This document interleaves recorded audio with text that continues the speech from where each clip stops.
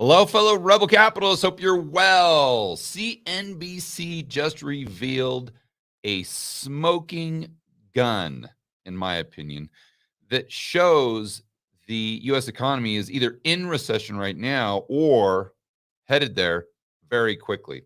Let's go right over to their website and check out this story. Title: Cerveza Sickness, Legacy of Weirdness. Okay, I'll give you my opinion on that in just a moment. Layoffs spread, but some employers can't hire fast enough. So this is this bizarre discrepancy with most of the data and the unemployment numbers. We've been talking about it on this channel a lot, and it's a head scratcher where you've got this establishment number that says, "Oh my gosh, the economy's on fire. Companies can't hire fast enough.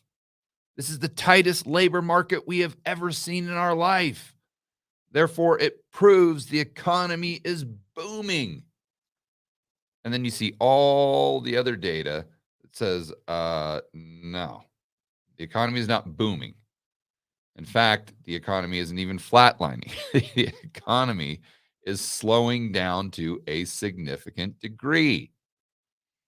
But going into this article, I think reveals the nuance that's so important and helps us really put the pieces of the puzzle together. Layoffs have recently, and now I'm going over the key talking points, by the way. Layoffs have recently expanded beyond tech giants like Microsoft and Amazon. Not sure Amazon is a tech giant, but you guys have heard this in the news. I mean, every single day you open up CNBC or Bloomberg or whatever, it's nothing but layoffs, layoffs, layoffs, layoffs with all of these corporations. But yet you go down to the local Chipotle, and they've got a sign of it right here, and it's nothing but, "We're hiring, we're increasing pay by 20%. Come work for us." Next key talking point: service industries such as hospitalities and restaurants have been hiring to rebuild after the Cerveza sickness. Now, one of the things that made me chuckle a bit with this headline where it says legacy of weirdness. Okay, well, let's always remember, I think it is our duty to never, ever allow the American public to forget the reason we are in this position now, the reason we have all these wild distortions in the economy, the reason we have all of this high inflation, the reason the poor and middle class are getting screwed right now is not because of the Cerveza sickness, but it was the government's response to the Cerveza sickness. They're the ones that locked you in a cage. In fact, I think a great thought experiment is just to go back to 2020. And let's just assume for a moment that there never would have been lockdowns. Never. And the government just would have come out and disclosed everything to the best of their ability and let you make your own decision. No lockdowns globally, but left it up to you to make your own decision. Do you think we would have the economic problems? Now, we'd have a lot of problems, that's for sure. But do you think we would specifically have had the CPI in the United States go up north of 9%? Would we have had all of these supply chain disruptions? Would we have had all of these economic distortions that they're calling a legacy of weirdness? My answer, no, absolutely not. So my point, and I think it's up to us in the Rebel Capitalist community and people who are fighters for or people who, maybe that's not, I hate to use that word right now with as touchy as YouTube is, but people who stand up for freedom, liberty, and free market capitalism. It's up to us to make sure that society never forgets. We're not going to let the central planners rewrite history this time. Absolutely not. Now we've got the internet. Now videos like this can be evergreen. So future generations can go back and say, well, wait a minute, my textbook says that all the problems that we had were a result of the cerveza sickness. Oh, no, no, no. Now you can go online and see the truth and understand that textbook that you're reading, future generation, is simply propaganda. So then the final talking point is the Fed has been closely watching job and wage growth as it seeks to tame inflation. So tech giants Meta, Amazon, Microsoft, along with other corporations, Disney, Zoom, and the list just goes on and on and on and on. Over the past few weeks, have announced literally hundreds of thousands of layoffs. They say, meanwhile, employers added 517 jobs last month, according to the establishment survey. Other surveys would say, not really. I don't think so. This points to the labor market still being tight, particularly in the sectors that were hard hit during the cerveza sickness, like restaurants, hotels. But you see what's happening here, guys.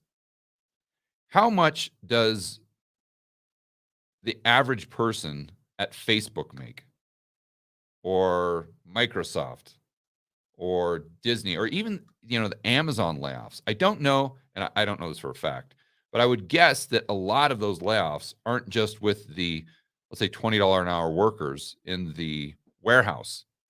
You've got a lot of, let's say, mid-management people that are being given the pink slip.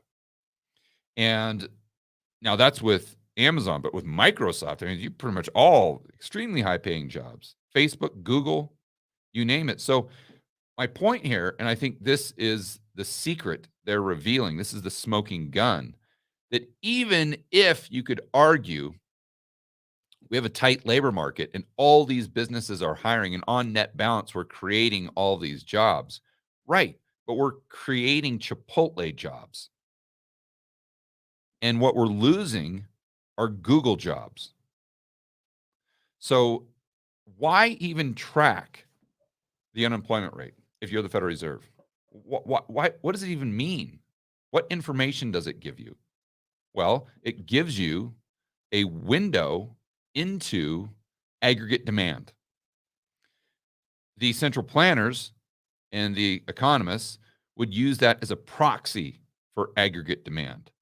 So if the unemployment rate goes down, the amount of jobs that we have on net balance goes up, well, then that means that aggregate demand is going up, and that's going to be inflationary. Wrong.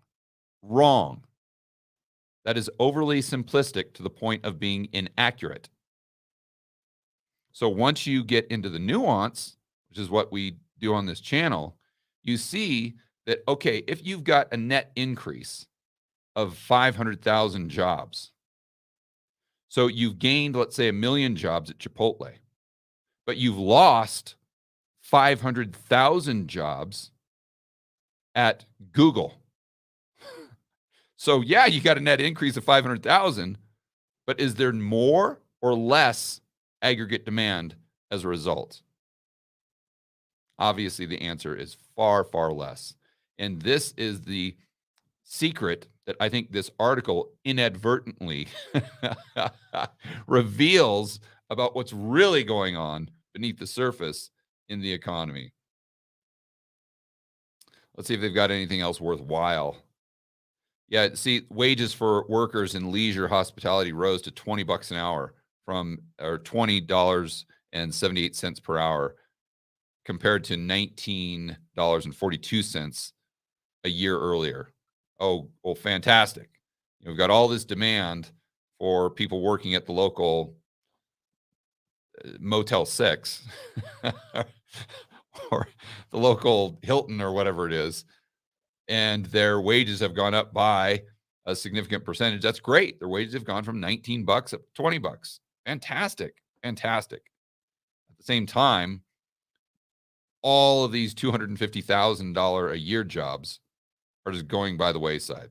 And somehow we need to, the Fed is so their analysis is so generic based on the fact that they have to just fit everything into their little model that they just can't differentiate between a Chipotle job and a Google job as far as aggregate demand and therefore what that will do to the health or the strength of the economy.